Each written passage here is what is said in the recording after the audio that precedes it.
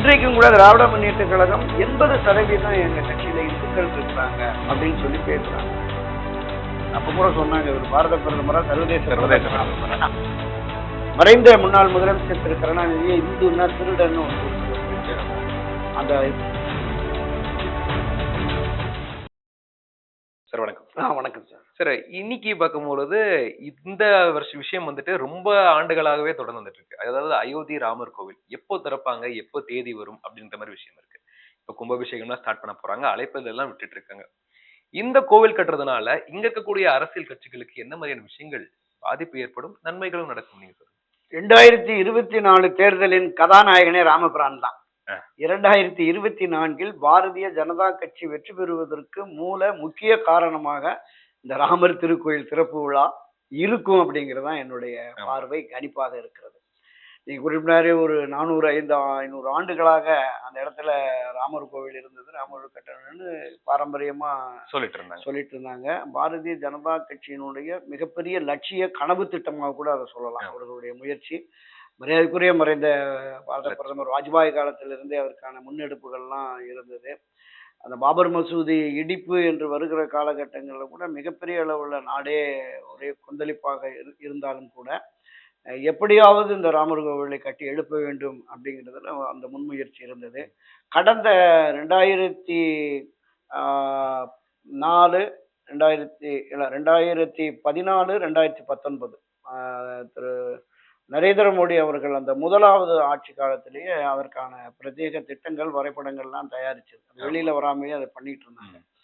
அப்புறம் அடுத்து வந்தா நம்ம இதை பார்த்துக்குவோம், இந்த 5 ஆண்டுகள் அதை நம்ம பண்ணணும்னா ஒரு பின்னடைவு வந்துடும் அப்படிங்கிற மாதிரி ஆலோசித்து அந்த முடிவு எடுத்தாங்க. அந்த 5 ஆண்டும் பெரும்பாலும் பார்த்தீங்கன்னா இந்தியாவினுடைய சிறப்பை, பெருமையை, அந்த பாரம்பரிய புகழை வெளிநாடுகளில் நம்ம போய் எஸ்டாப்ளிஷ்மெண்ட் பரப்பணும் அப்படிங்கிறதான் கிட்டத்தட்ட 60க்கும் மேற்பட்ட நாடுகள். அப்ப கூட சொன்னாங்க, இவர் பாரத பிரதமரா சர்வதேச பிரதமரா அப்படிங்கிற மாதிரி எல்லாம் இருந்தது. 2019 மீண்டும் வெற்றி பெற்ற உடனே இதை வேகம் எடுக்க ஆரம்பிச்சு இன்று நிறைவா வந்தது. முழுமையாக கட்டி முடிக்கலைனாலும் கூட அதை பிரதிஷ்டை பண்ணிடலாம் அப்படிங்கிற மாதிரி சொல்லியிருக்கிறாங்க. இது வட மாவட்டங்கள்ல, நம்ம வட மாநிலங்களில், வடக்கு இருக்கிற மாநிலங்கள்ல, குறிப்பா அந்த இந்தி பேசுகிற மாநிலங்கள்ல ராமபிரானுக்கு என்று ஒரு தனித்த செல்வாக்குறது, இந்துத்துவ உணர்வும் சனாதன உணர்வும் என்கிறது மிக கூடுதலாக அங்க இருக்கிறது. அது வாக்குகளாக மாறுவதற்கு பாரதிய ஜனதா கட்சிக்கு நிச்சயம் உதவி செய்யும். இதை தாண்டி தென் மாநிலங்களில் இருந்தும் கூட லட்சக்கணக்கானோரை அங்க கொண்டு போகணும் அப்படிங்கிற மாதிரி இருக்காங்க. ஒவ்வொரு பிரதமர் நரேந்திர மோடி பாஜகவினுடைய திட்டங்கள் என்பது இந்த 2024 தேர்தலில் வெற்றியை இலக்காக வைத்து ஒரு ஹாட்ரிக் வெற்றியை நம்ம தொடர்ந்து பெற்றோணும். 1952, 57, 62, 67, 71 வரைக்கும் காங்கிரஸ் தொடர்ந்து 5 முறை அங்க ஆட்சி கட்சியாக இருந்தது. அப்படி ஒரு ரெக்கார்ட் பிரேக்கை நாமளும் பண்ணிடணும். ஏக இந்தியாவுக்கும் காங்கிரஸ் கட்சி என்று இருந்த நிலையை போல ஏக இந்தியாவுக்கும் பாரதிய ஜனதா கட்சி என்கிற ஒரு நிலைப்பாட்டை ஏற்படுத்த வேண்டும் அப்படின்னு தான் முள்ளமா வந்துட்டாங்க. ஒரு 2 நாடாளுமன்ற உறுப்பினரோடு இன்னைக்கு 303 மேற்பட்ட நாடாளுமன்ற உறுப்பினரோடு ஆட்சி அதிகாரத்துக்கு வந்துட்டாங்க. இதுல என்னன்னா, இப்ப தென் மாநிலங்கள், குறிப்பா கர்நாடகா, தமிழ்நாடு, கேரளா, ஆந்திரா போன்ற மாநிலங்கள் அவங்களுக்கு இன்னுமே பின்னடைவு, பெரிய அளவுல இடங்களை பெற முடியாத சூழல் இருக்கிறதுனால இப்ப இங்கேயும் கூடுதல் கவனம் செலுத்தி வியூகங்களை வகுத்து இவர்கள் களமாடுகிறார்கள். அதுக்கு ராமபிரான துணைக்கு கொண்டு வர்றாங்க. இப்ப இன்றைக்கும் கூட திராவிட முன்னேற்ற கழகம் 80% எங்க கட்சியில இந்துக்கள் இருக்கிறாங்க அப்படின்னு சொல்லி பேசுறாங்க. ஆனால் அப்படி 80% இருக்கிற இந்துக்களுடைய மனம் புண்படும் வகையில தான் அவருடைய செயல்பாடுகள் இருக்குது. பேச்சாளரானாலும் தலைவரானாலும். மறைந்த முன்னாள் முதலமைச்சர் திரு கருணாநிதியை இந்துன்னா திருடன்னு ஒரு கூட்டத்துல போய் பேசுறாரு. அந்த இதுல பார்த்தேன் அப்படிங்கிற மாதிரி. இவரு இன்றைய முதலமைச்சர் ஒரு கிறிஸ்தவ விழாவில் போயிட்டு இந்துக்களுடைய திருமண முறைய குறை சொல்லி பேசுறாரு. என்ன மந்திரம் சொல்றானே தெரியல. அந்த மந்திரத்துல வார்த்தைகள்லாம் மோசமா இருக்கு.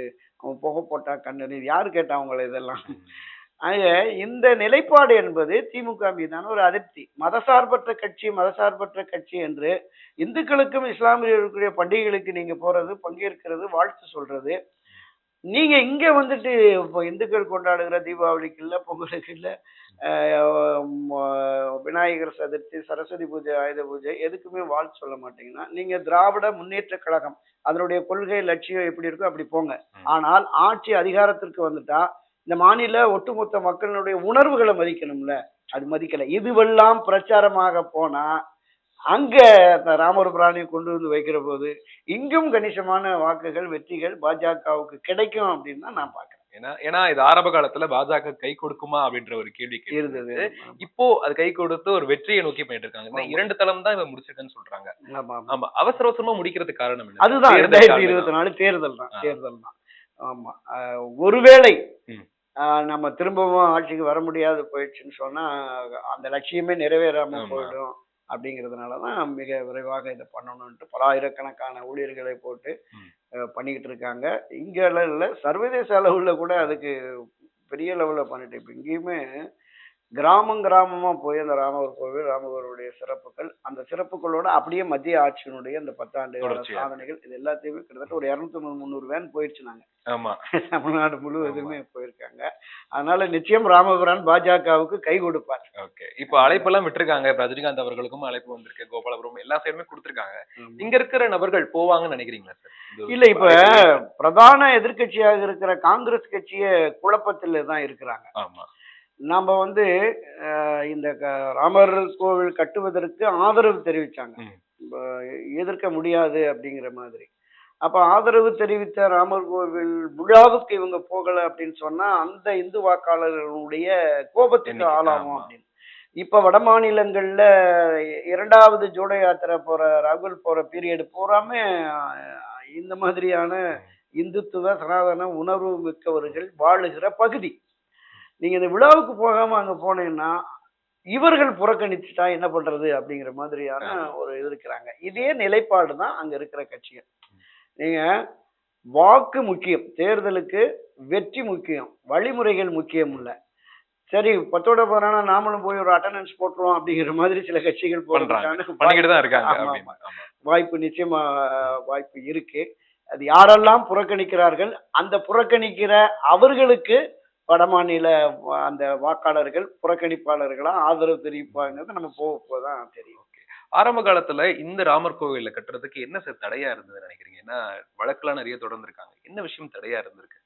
நம்ம கட்டக்கூடாது, கட்டவே வேண்டாம் அப்படிங்கிற மாதிரி விஷயத்துக்காக இல்ல, முழுக்க சிறுபான்மை இஸ்லாமிய சமுதாயத்தினருடைய பாபர் மசூதிக்கு உட்பகுதியில வந்து மையப்பகுதிகளில் வந்து அந்த லிங்கம் இருந்தது, இந்துக்கள் வழிபாட்டு தலங்கள் இருந்தது அப்படிங்கிறது தான் ஆதாரபூர்வமா இருந்தது. இது தொடர்பா உச்ச நீதிமன்றம் தனி கமிட்டி போட்டது, மத்திய அரசு ஒரு தனி கமிட்டி போட்டது, பார்த்திருக்கோம். பல ஆண்டுகளாக இது தொடர்பாக ஒரு மிகப்பெரிய விவாதங்கள் நடைபெற்று கமிட்டிகள், பீஸ் கமிட்டி எல்லாம் போட்டு எல்லாம் சேர்ந்து கடைசியில ஒரு பக்கத்துல உச்சநீதிமன்றம் வந்து இதுக்கு ஒரு சாதகமான தீர்ப்பை கொடுத்துருச்சு.